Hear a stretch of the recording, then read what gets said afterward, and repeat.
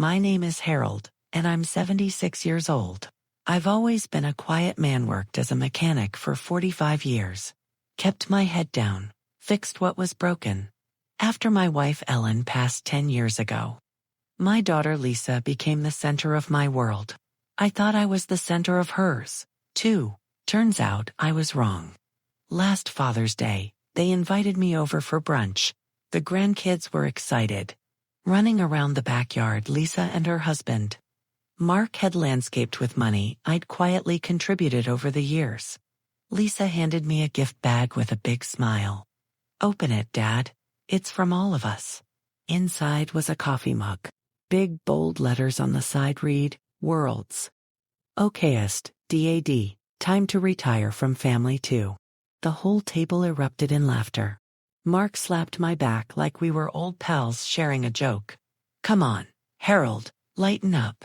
It's funny." Lisa wiped tears from her eyes, still giggling.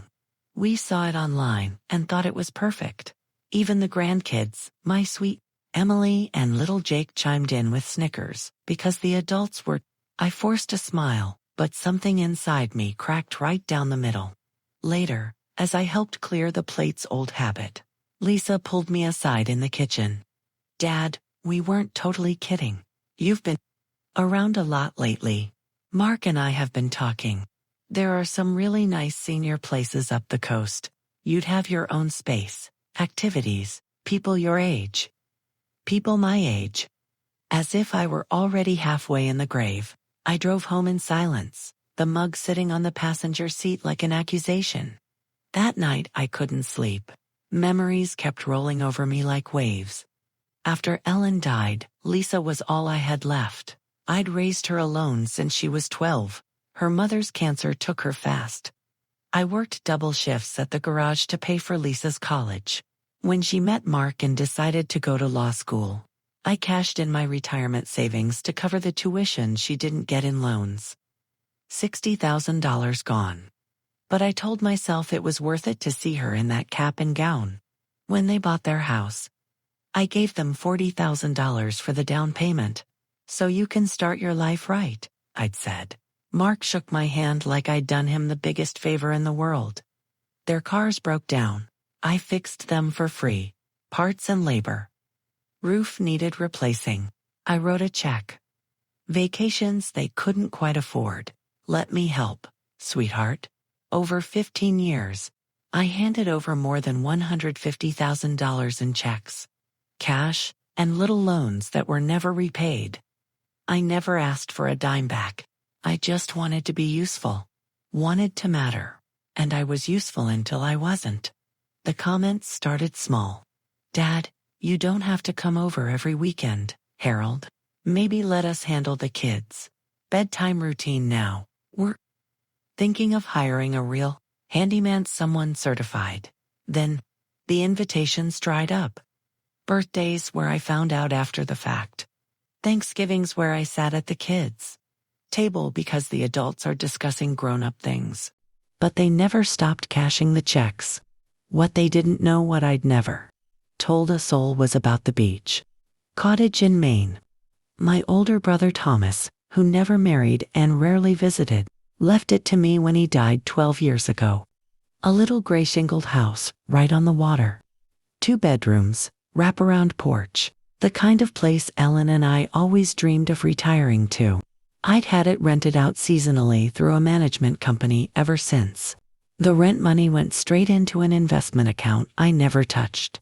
By now, between the property value and the growth of those investments, I was sitting on just over $520,000. They thought I lived in my paid-off ranch house on Social Security and my small pension because I had to. They thought I was one emergency away from needing their help. They were wrong. The day after Father's Day, I called my lawyer, Karen, who'd handled Thomas's estate. "I need to change everything," I told her. She didn't ask many questions, just scheduled me in. Over the next week, I did what I should have done years ago. I stopped the automatic $800 monthly deposit I'd been sending for the kids' college funds. I closed the joint savings account they'd been dipping into for emergencies. I rewrote my will, the cottage, the investments. Everything would go to the local veterans outreach center and scholarships for children who'd lost a parent. Lisa and Mark would get nothing. The grandkids would each get a modest trust at age 30, but only if they reached out to me on their own. Not coached. Then I called the property manager in Maine and told him I was moving in permanently. He mailed me the keys overnight. Before I left town, I wrote one letter, simple, handwritten, on the plain paper I'd always used. Lisa and Mark, by the time you read this, I'll be in Maine. You've made it clear I'm no longer welcome in your lives unless I'm paying for the privilege. So I'm done paying. I've given you more than $150,000. Over the years, every dollar out of love. None of it asked to be repaid. I've fixed your cars, your roof, your vacations, your emergencies. I've watched your children so you could build the life you wanted. And in return, you gave me a mug telling me to retire from being your father. So consider me retired. The money stops today. The cottage you never knew about is now my home. The investments you never knew about will help people who actually need it. If Emily or Jake ever want to visit their grandfather, just them. No strings, I'll be on the porch with the blue rocker, watching the tide come in. Otherwise, I wish you the life you've earned.